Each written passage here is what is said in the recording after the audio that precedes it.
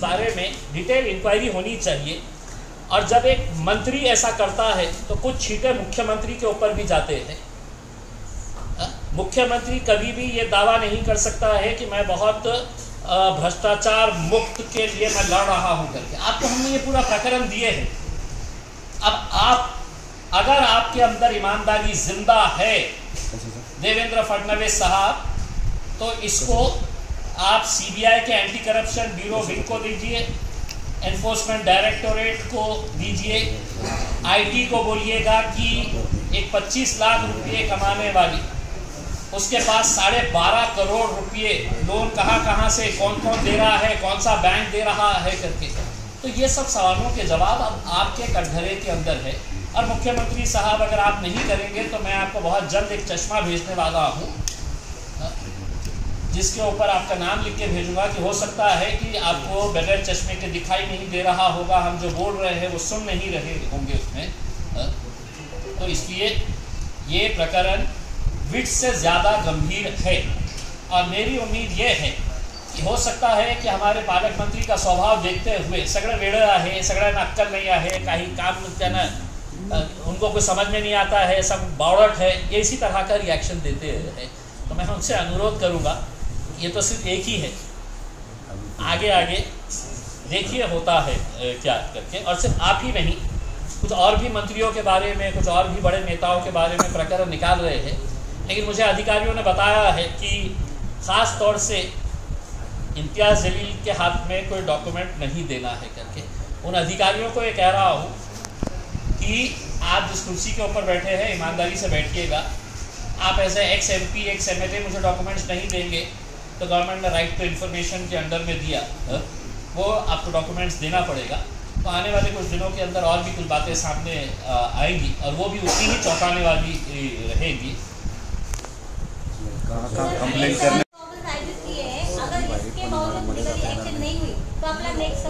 देखिए, मुझे बहुत ज़्यादा उम्मीदें नहीं है, वरना विट्स के प्रकरण के अंदर ही मुख्यमंत्री ने एक हाई लेवल इंक्वायरी कर देना चाहिए था ऑर्डर। ये प्रकरण के अंदर हम उम्मीद कर रहे हैं कि इसके अंदर मीडिया पूरी तरीके से साथ देगा, क्योंकि एक भी शब्द मैंने अपनी ज़बान से या दिल से नहीं बोला हूँ, मन की बात नहीं करा हूँ, पूरा डॉक्यूमेंट्स के साथ बोला हूँ। अगर इसके बावजूद भी नहीं होता है तो मैं इसके पूरे डॉक्यूमेंट्स का सेट बनाकर एनफोर्समेंट डायरेक्टोरेट को, आईटी को, सीबीआई के एंटी करप्शन विंग को और नाउम्मीद होते हुए भी मुख्यमंत्री को भी भेजूंगा कि इनसे ये सवाल आप जवाब आप मांगे करके देखें फिर क्या होता है करके। नहीं तो वैसे भी अंधाराज तो चल ही रहा, उसमें चलने भी। और वो प्लॉट किसको अलॉट हुआ?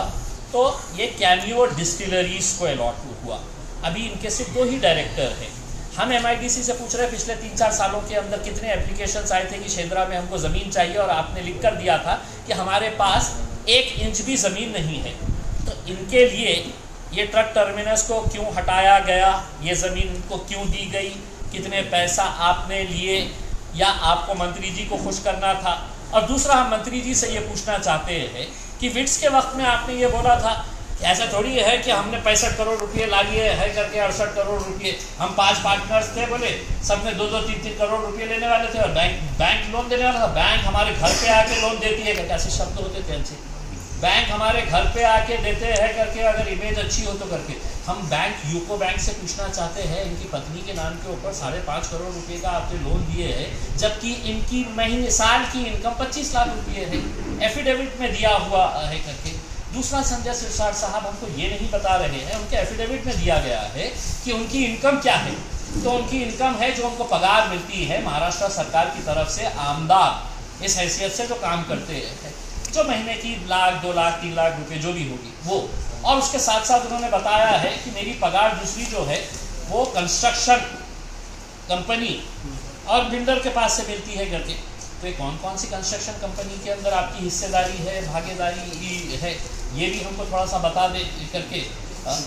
और इसके अंदर तो कोई दुमत है ही नहीं, डॉक्यूमेंट्स आपके बता रहे हैं। विजया संजय सिरसाट डायरेक्टर कैमियो और दूसरे डायरेक्टर है उनके बेटे। तो अब ये कहानी मत सुनाइए हमारे को कि इसके अंदर 20 डायरेक्टर्स थे, वो लोग सब जने हैं तो पैसे डालने वाले थे करके उसमें। तो जो है, और मेरी उम्मीद यही है कि जल्द से जल्द इसके ऊपर खुलासा हो जाए ताकि कोई डॉक्यूमेंट के अंदर हेर फेर ना हो, MIDC भी इसके अंदर कोई हेर फेर ना करे।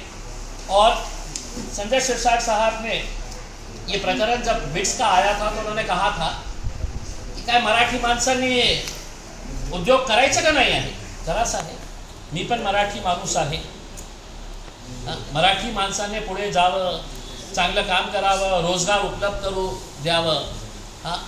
आणि सांगता सांगता तुम्ही हे सांगितलं होतं की आता विट्सचं प्रकरण माझ्यासाठी संपलेलं आहे, मी माझ्या मुलाला सांगितलेलं आहे ते बंद करा आता या प्रकरणामध्ये जेव्हा तुम्ही दिलं हे डॉक्यूमेंट, नहीं ये प्रकरण में जब आपने डॉक्यूमेंट्स दिए हैं तो उसमें आपने खुद ने कहा है कि 26 करोड़ रुपये 26.5 करोड़ रुपये हम अपने जेब से देने वाले हैं, तो कहाँ से देने वाले हैं। और दूसरा फिर आपने कहा कि मैं मेरे लड़के को बोलूँगा क्या वड़ा पाव की स्टॉल, नहीं शिरसाट साहब, वड़ा पाव जो है ये आज भी गरीब लोग जो है वो उसी वड़ा पाव के ऊपर जिंदा है, जो गरीब ठेला लगा के वड़ा पाव बना रहा है और गरीबों को खिला रहा है। आपको वड़े पाव की ज़रूरत नहीं है, क्यों? आपके पास तो इतने कंपनीज है कि आप क्या क्या नहीं कर सकते हैं। ये साई सृष्टि इंफ्राटेक प्राइवेट लिमिटेड, ये आपकी कंपनी है, इसमें आपका बेटा, आपकी बेटी इसमें डायरेक्टर्स है। फिर आप होटल स्टार्ट करने वाले थे, वो होटल के अंदर भी आपकी पार्टनरशिप है, Shirsat hotels end resorts private limited. ये इतने सारे कंपनीज है आपके, जिसके ज़रिए है तो आपको वड़ा पाव कभी भी ठेला लगाने की ज़रूरत नहीं आएगी, हमको ऐसा उम्मीद।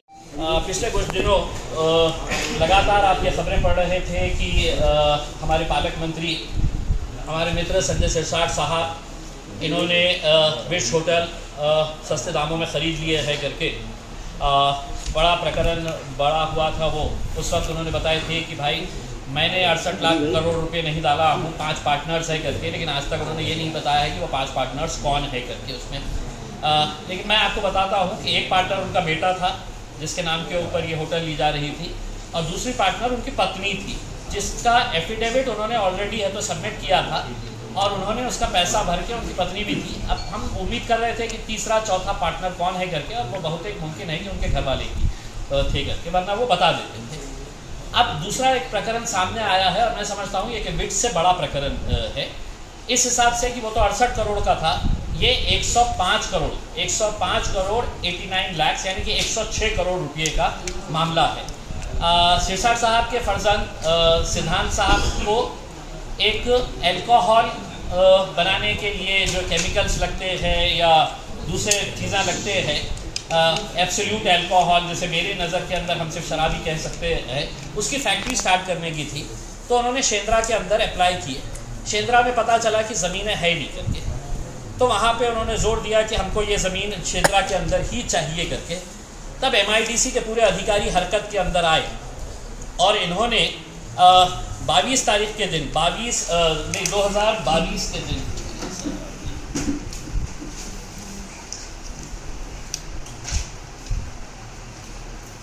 हाँ ये टाइमलाइन है कि 2022 के अंदर ये इनके लड़के ने एप्लीकेशन किया।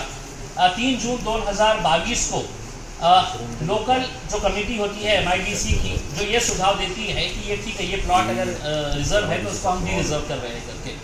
तो 2 प्लॉट थे MIDC शेंद्रा के अंदर जो ट्रक टर्मिनस के लिए रिजर्व थे।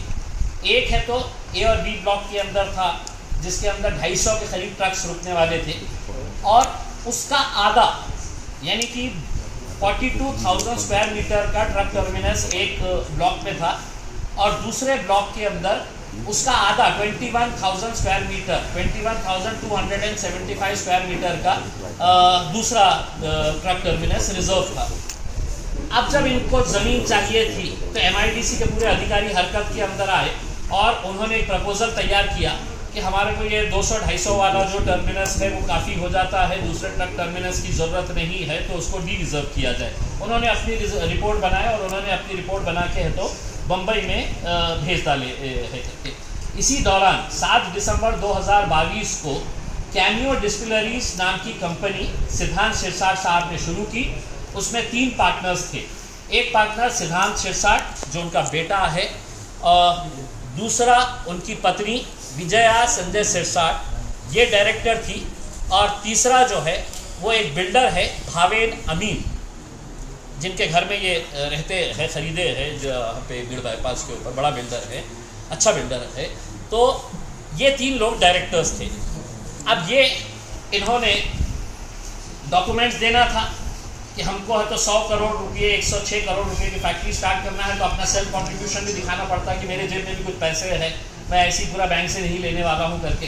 तो कितना पैसा इनको देना था, तो 26 करोड़ रुपये इन्होंने खुद लिख के दिया अपने एप्लीकेशन के अंदर कि 26 करोड़ रुपये जो है 26 करोड़ 47 लाख ये हम अपने जेब से देंगे करके, ये इनके अपने डॉक्यूमेंट में है। और हम लोग 79 करोड़ 42 लाख रुपीस हम बैंक से लोन लेंगे। तो ये जैसे ही इनको अलॉट हुआ तो जो बिल्डर था भावेन अमीन वो ये कंपनी से बाहर हो गया, यानी कि सिर्फ उसका अकाउंट का बैंक स्टेटमेंट इस्तेमाल करने के लिए उसको डायरेक्टर बनाया गया था। ज़मीन मिल गई तब तो बाहर हो जा, बाहर हो गया। अब आज की घड़ी के अंदर सिर्फ 2 ही डायरेक्टर्स हैं, उनके बेटे और उनकी पत्नी। हमारा ये सवाल है कि ये 2-3 महीने के अंदर ये जो कार्रवाई हुई, लैंड अलॉट भी हो गया है, वहाँ पे काम शुरू भी हो गया है फैक्ट्री का। अब हम ये 2-3 सवाल करना चाह रहे हैं, MIDC ने हमको ये सवाल जवाब देना कि क्या ज़रूरत थी कि आपने ट्रक टर्मिनस को डी रिजर्व किए। क्या आपको ऐसा लगा कि 42,000 स्क्वायर मीटर के अंदर 250 ट्रक खड़े रहते हैं और उसका एग्जैक्टली 21,275 स्क्वायर मीटर के अंदर, यानी कि 50% उतनी जगह के अंदर आपने बोले कि 70-80 रहते हैं, जबकि उसूलन अगर वहाँ पे 250 रहते हैं तो आधी ज़मीन के अंदर 125 होना चाहिए था। तो लेकिन उनको कहानी बनाना था, मुंबई को भेजने के लिए उन्होंने कहा कि नहीं उतने काफ़ी है, यहाँ पे तो सिर्फ 70-80 बसेस ट्रक्स। मुख्यमंत्र्यांना काही सांगू नये का उद्योग मंत्र्यांना तुम्ही हे फक्त अधिकाऱ्यांपर्यंत घेताय की तेव्हाच्या उद्योग मंत्र्यांपर्यंत सुद्धा तुम्हाला हे न्यायचं आहे? 2022 ते 2000 आतापर्यंत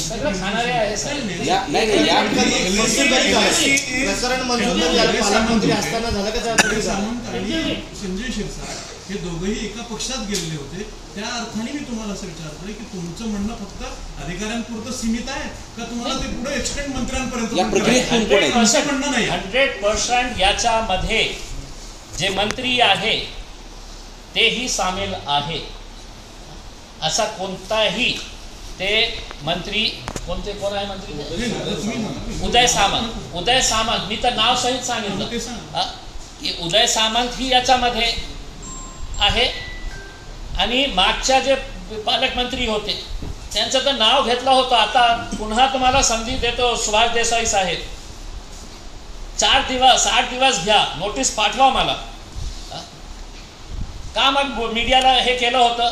कुठेतरी आपण लपकले असेल ना की नाही हे माणूस आपल्याला कुठे, तसंच उत्तर या पालकमंत्र्यालाही देतो। उत्तर देताना खूप जबाबदारीने उत्तर द्या, डॉक्युमेंट सगळं आहे आणि अजून खूप सारे प्रकरण आहे ज्याच्या शोधात तुम्ही कितीही अधिकाऱ्यांना सांगा की हे डॉक्युमेंट्स त्याला द्यायचं नाही। एका अधिकाऱ्याने स्पष्टपणे मला सांगितलं की साहेब कशाला आम्हाला अडचणीमध्ये ते आम्हाला नोकरीवरून ट्रान्सफर करतील, हे करतील, पण ते कुर्सीवर बसलेले आहे। तुम्ही इम्तियाज जलीलला माजी खासदार माजी आमदार या नात्याने ते डॉक्युमेंट देत नसेल तर राईट टू इन्फॉर्मेशनमध्ये मी टाकणार आणि घेणार।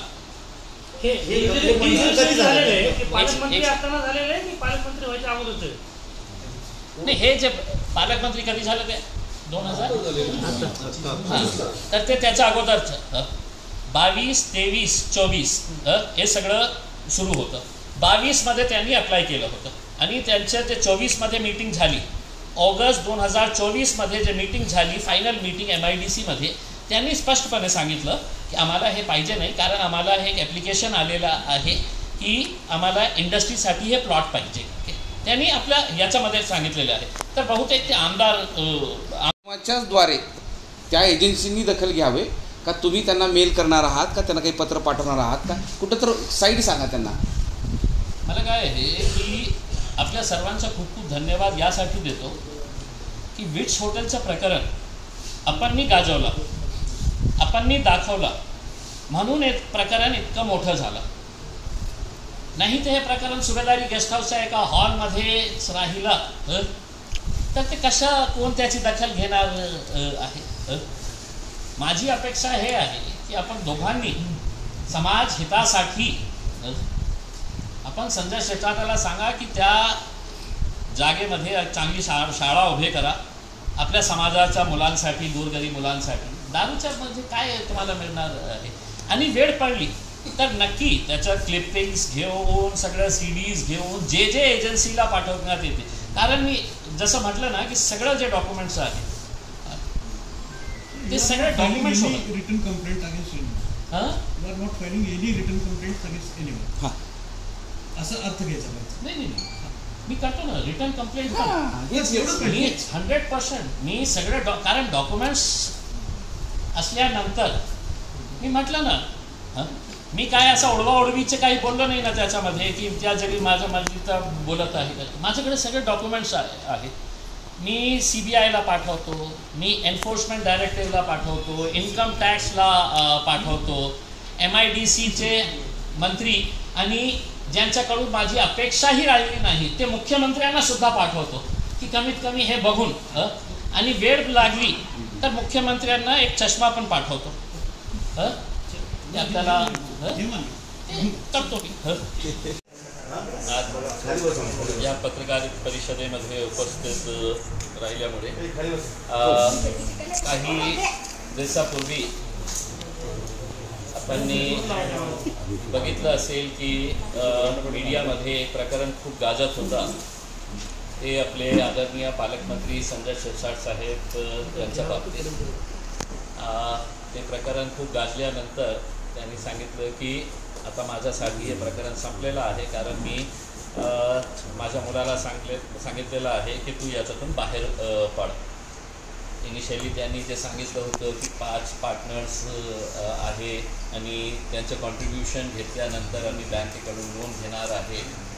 आणि काल त्यांचं एक स्टेटमेंट मी ऐकलं की ज्याच्यामध्ये त्यांनी स्पष्ट नकार दिला की मला आता याच्या बाबतीत बोलायचं नाही आहे कारण माझ्यासाठी हे इश्यू संपलेला आहे. आदरणीय शिरसाट साहेबांसाठी हे संपलेलं असेल पण महाराष्ट्राच्या जनतेसाठी संपलेला नाही आहे. आमची प्रामाणिक इच्छा आहे की शिरसाट साहेबांनी चांगलं काम करावं. आमचे पालकमंत्री आहे, जिल्ह्याच्या विकासामध्ये त्यांनी काम करावं. आणि त्यांनी बोलता बोलता हे पण सांगितलं की आता ज्यांना सखोलमध्ये जायचं आहे ते जाऊ शकतात, त्यांना जे काढायचं आहे ते काढू शकतात. तर माझ्याकडे तर काही राहिलेलं नाही आहे. तर मी म्हटलं की आपलं आजचं जे पत्रकार आहे त्याला जिवंत करून काही इन्व्हेस्टिगेशन आपण करू. थोडा टाईमही मिळेल. आपण थोडासा मागे गेले आणि पत्रकारांना पुढे आणलं तर बरोबर होईल.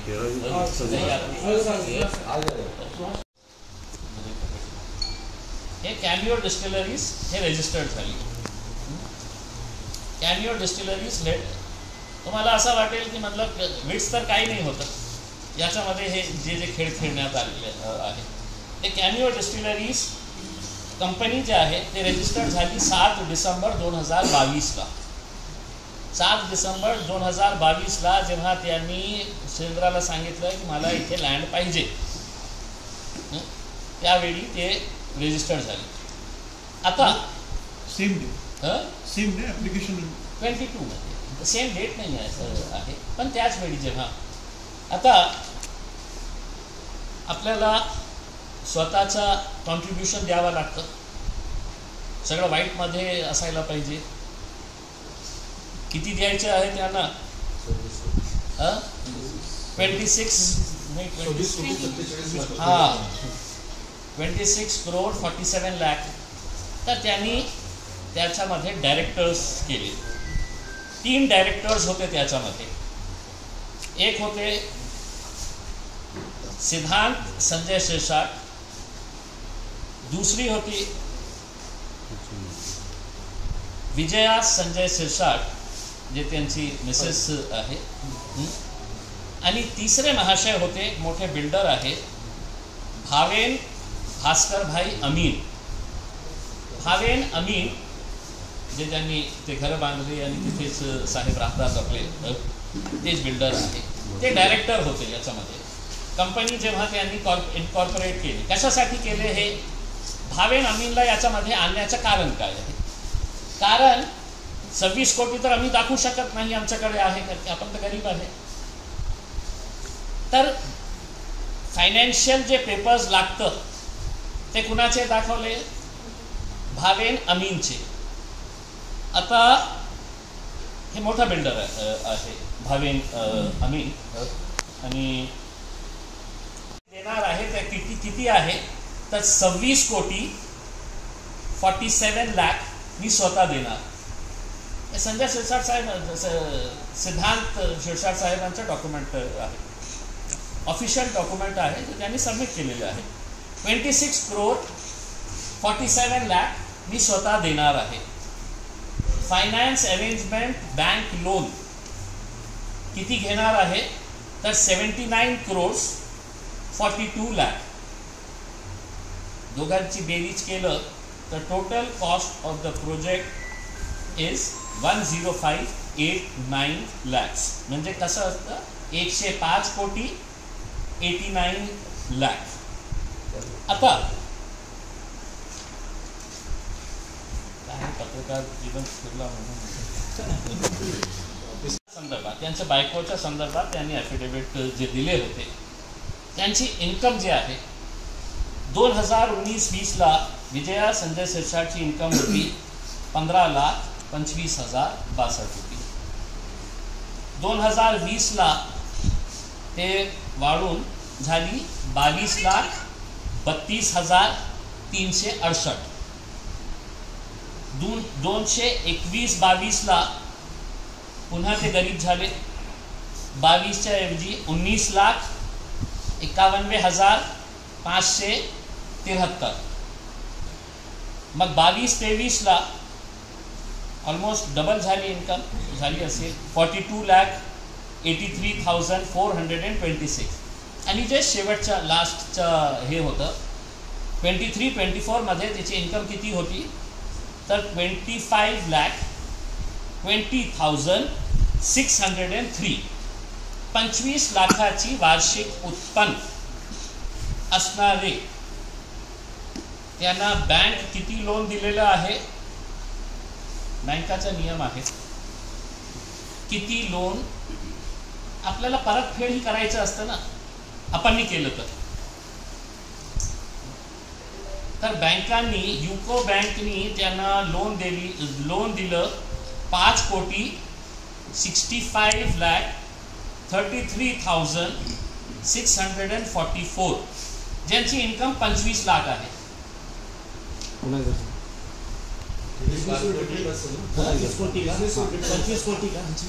नाही 25 लाख इन्कम आहे आणि युको बँकनी त्यांना लोन दिलेली आहे 2 वेळा.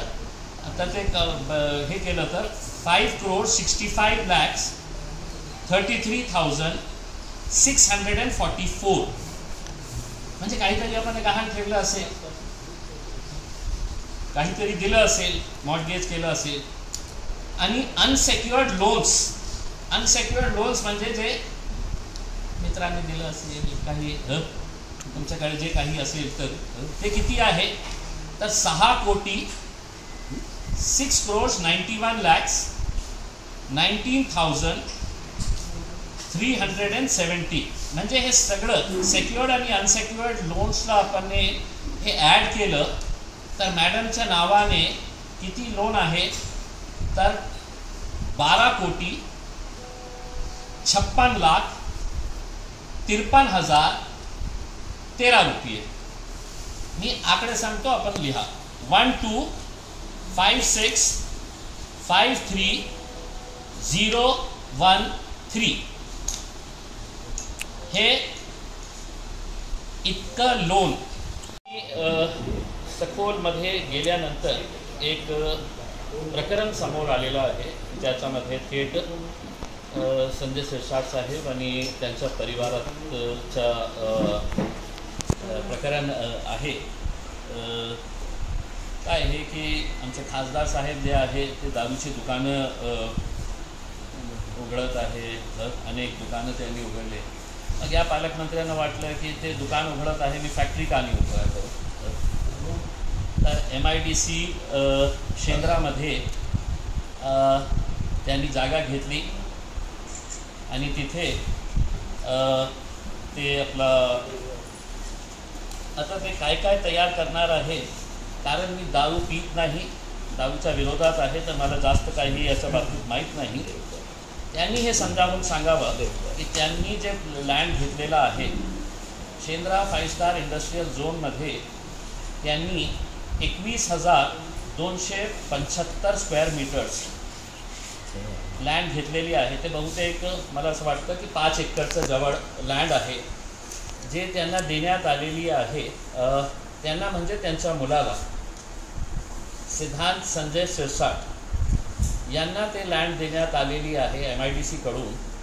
आणि ते काय for setting up industrial unit for manufacturing of chemicals for absolute alcohol, rectified spirit and extra neutral alcohol. बहुतेक आपण हे दारू पिणारे नसेल तर आपल्याला ही माहीत नाही. हां, तर हे लँड त्यांनी घेतलेली आहे. किती रुपयाला, तर 6,09,40,200 हे लँड त्यांनी घेतलेली आहे. आता लँड घेतली, इंडस्ट्री स्टार्ट करत आहे, काहीही त्याच्यामध्ये आक्षेप होऊ शकत नाही, कोणीही ते करू शकतं. पण इंटरेस्टिंग गोष्ट हे आहे की हे जे लँड त्यांनी घेतलेली आहे ते MIDC शेंद्राने ते लँडला ट्रक टर्मिनससाठी रिझर्व केलं होतं. ते ट्रक टर्मिनससाठी रिझर्व लँड होती, त्याला रिझर्व करून ते शिरसाट साहेबांना देण्यात आलेलं आहे.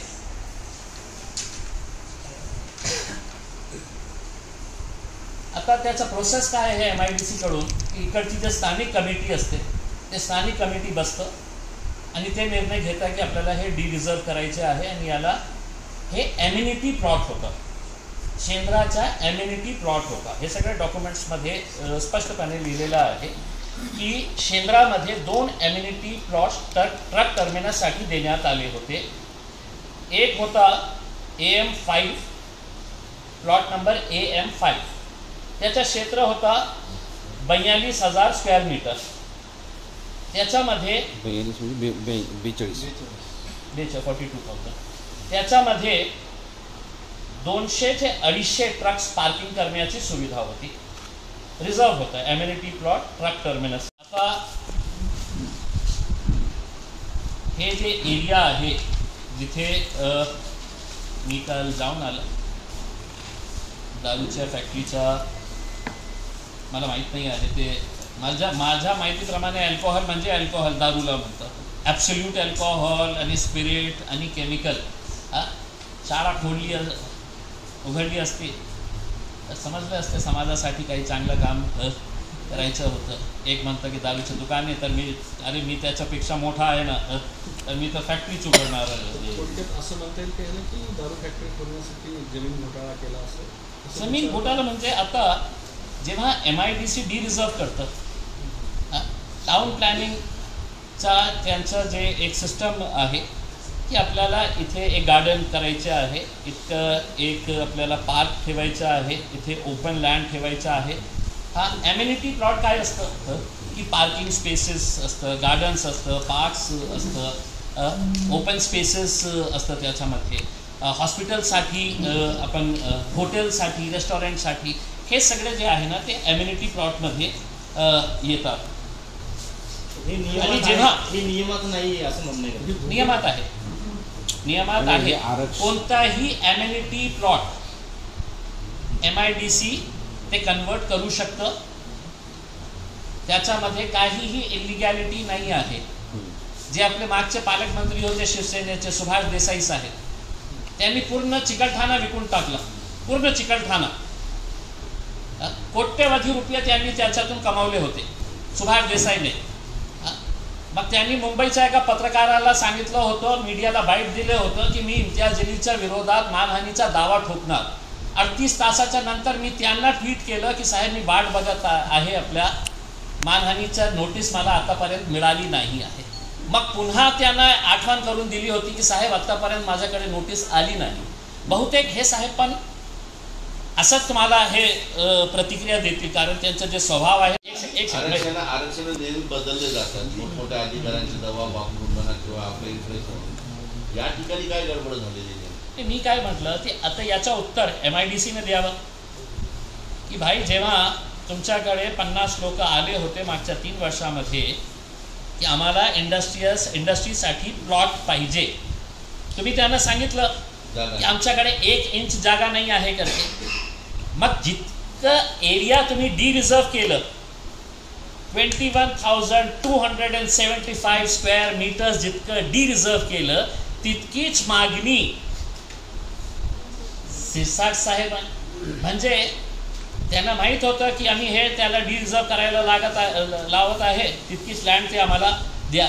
इंडस्ट्री का ट्रक टर्मिनस प्रमाणे तुम्ही तयार केली का? आर्किटेक्टला सांगितलं होतं का की ट्रक टर्मिनसच्या जितकी लँड आहे ना तितकंच तुम्ही ते नकाशा तयार करा, प्रोजेक्ट तयार करा.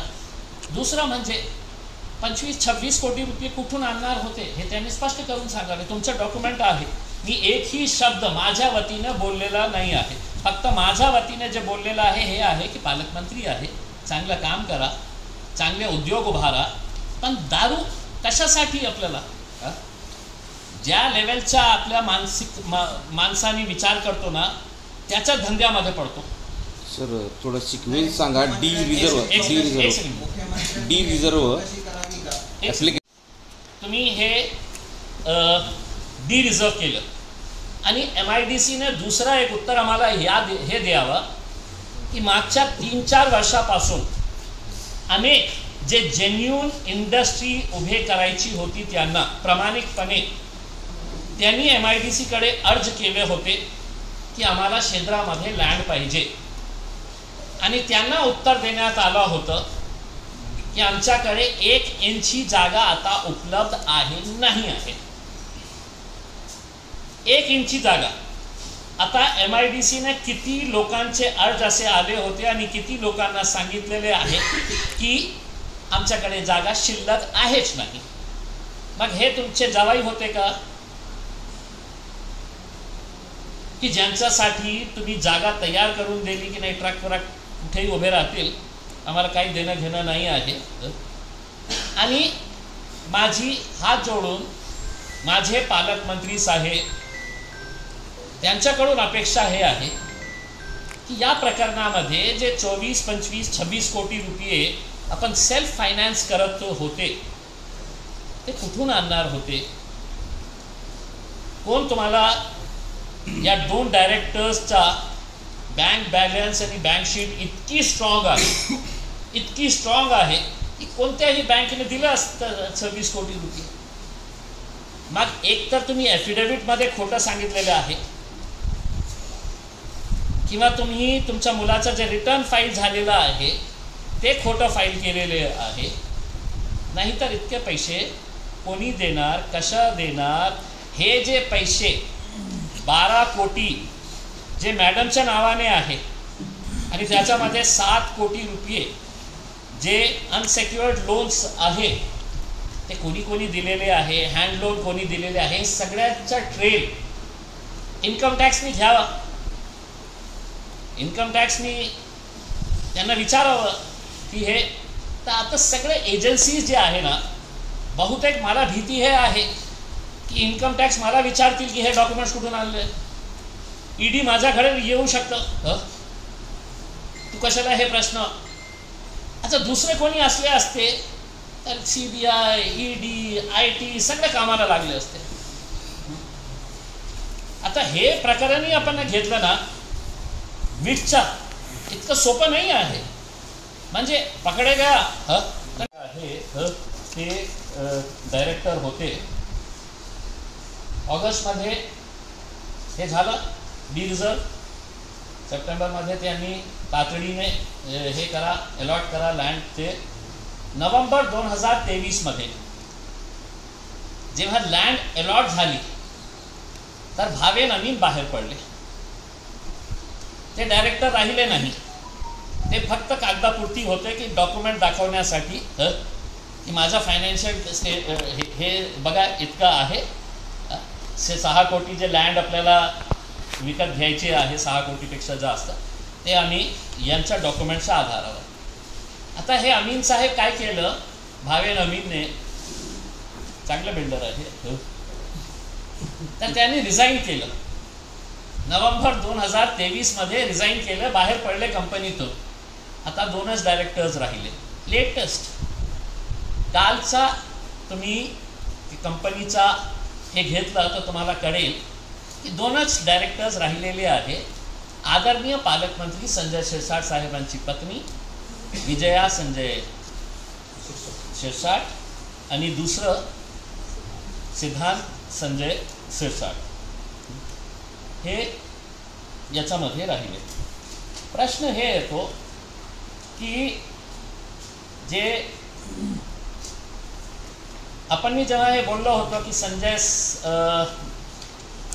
विट्स विकत घेताना 5 पार्टनर्स होते, त्यांनी पैसा इकट्ठा केले, 2-3 कोटी रुपये आणले आणि ते मग बँकाकडून घेणार होते.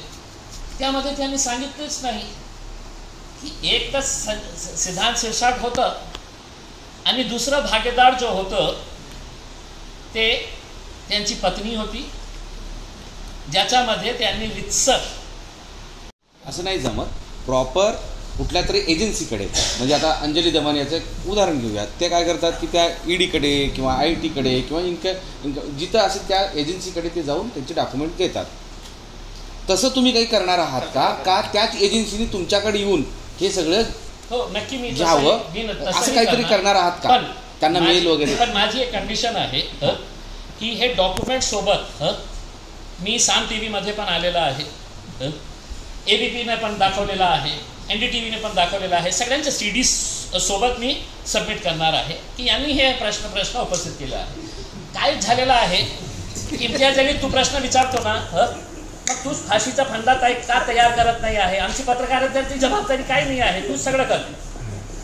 मी तुम्हाला शब्द देतो की मी जेव्हा एजन्सीकडे जाणार तर माझा सावरगावेला मी सोबत घेऊन जाणार आणि तुमच्या चॅनलचा CD सोबत घेऊन जाणार की तुम्ही दाखवलेला आहे, सगळं चॅनल्सनी दाखवलेलं आहे, सगळं प्रिंट मीडियामध्ये आलेलं आहे, सगळं YouTube चॅनल्सनी दाखवले, सगळ्यांचा CD तयार करून मीडियाचे क्लिपिंग्स तयार करून तर कृपा करून.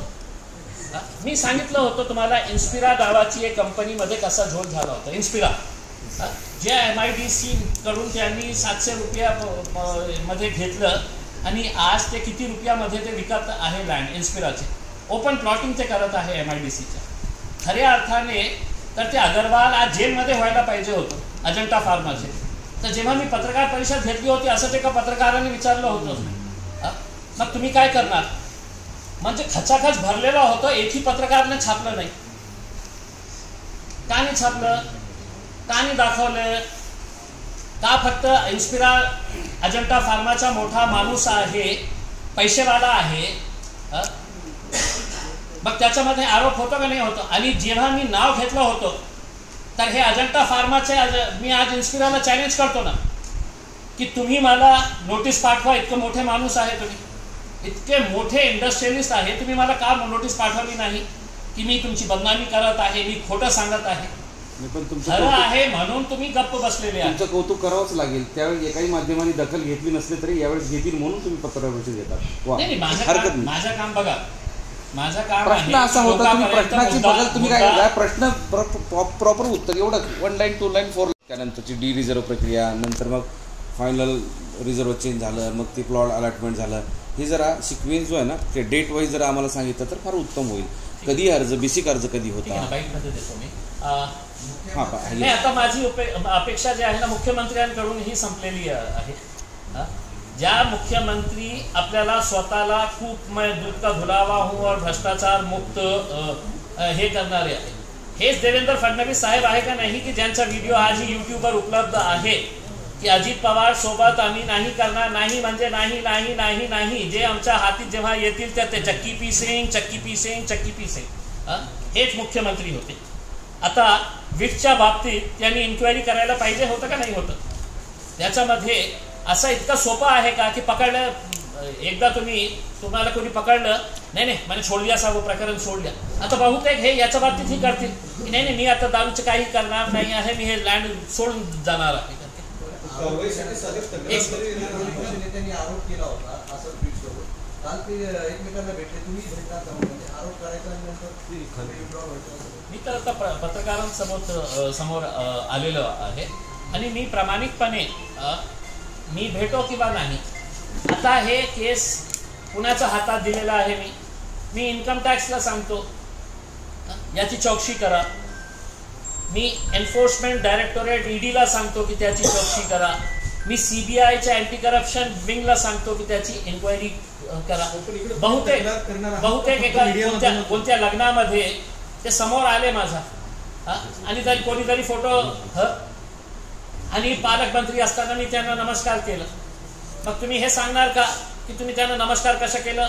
तुम्ही त्याच लग्नामध्ये कशाला गेलो होतं की ज्या लग्नामध्ये ते आले होते?